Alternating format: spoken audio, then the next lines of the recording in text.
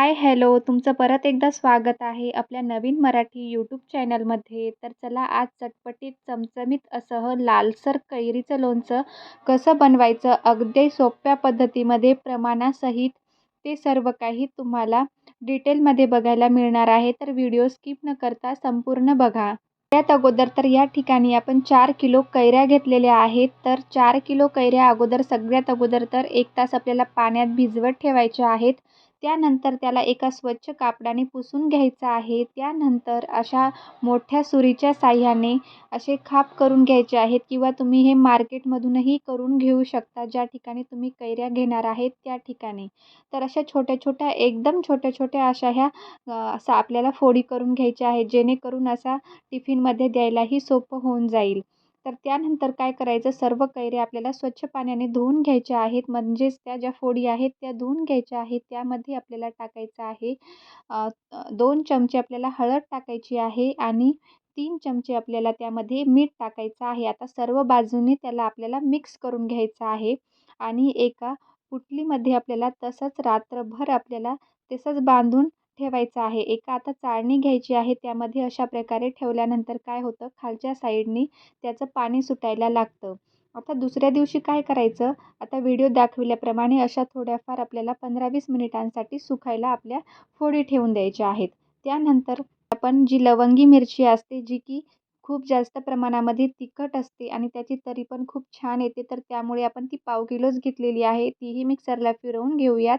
त्यानंतर आपल्याला 100 ग्राम लवंग, 100 ग्राम मिरे, 2 टेबलस्पून हळद, 1 टेबलस्पून आपल्याला दालचिनीची पेस्ट घ्यायची आहे. त्यानंतर भरपूर अशा लसणाच्या पाकळ्या घ्यायच्या आहेत. तर लसणाच्या पाकळ्याचं या ठिकाणी प्रमाण असं काही नाही आहे. तुम्हाला हवं असेल अशा प्रमाणामध्ये तुम्ही टाकून घेऊ शकता.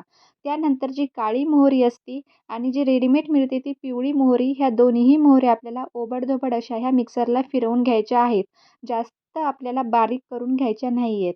तर आता हे जे सर्व काही मी तुम्हाला सांगितलेल्या ज्या आहेत त्या गोष्टी आपल्याला थोड्याशा हलक्या प्रमाणामध्ये आपल्याला त्या परतून घ्यायच्या आहेत. आपल्याला खूप जास्त प्रमाणामध्ये त्या परतून नाही घ्यायच्या. आता मिरे आणि लवंग तेही टाकून घेतलेलं आहे. थोडंसं हलकंसं आपल्याला तेल टाकायचं आहे आणि त्यानंतर थोडंसं आपल्याला परतून घ्यायचं आहे.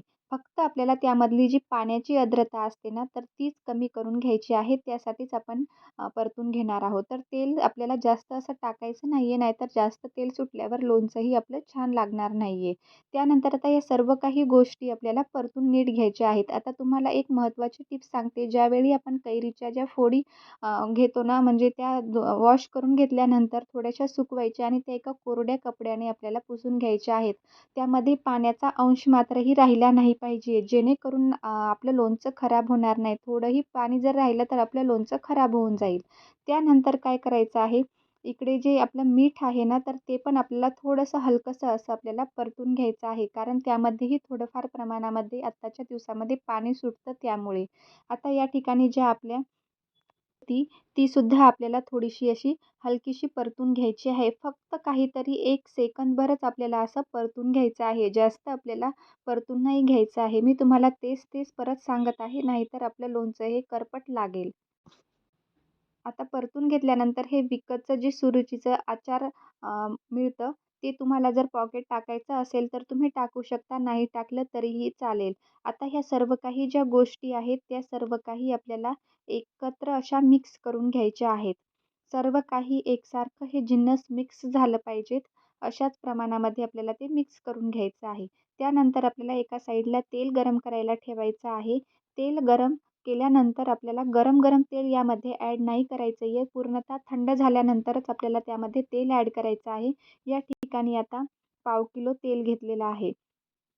कारण आपण नंतरही टाकणार आहोत. आपल्याला हवा असेल अशा प्रमाणामध्ये आपण नंतर त्यामध्ये ॲड करू शकतो. तर बघा किती छान प्रकारे आपला लालसर असा हा आपला जे मिश्रण आहे ते तयार झालेलं आहे. असं वाटतंय की बघूनच आपण खायला पाहिजेत. पण आपण आता केल्या-केल्या तर खाऊ शकणार नाही आहेत. तर बघा किती छान प्रकारे तयार झालेलं आहे. आता हे सर्व काही आपल्याला थंड झाल्यानंतरच छानपैकी असं मिक्स करून घ्यायचं आहे. दालचिनीची यामध्ये तुम्ही 1 टेबलस्पून जर ॲड केली ना पेस्ट त्याची, तर ती टेस्टसुद्धा विकतच्या लोणच्याप्रमाणेच लागते. तर मी जे तुम्हाला सांगितलं आहे त्या प्रमाणानुसार तुम्ही सर्व काही एकदा नक्कीच करून बघा.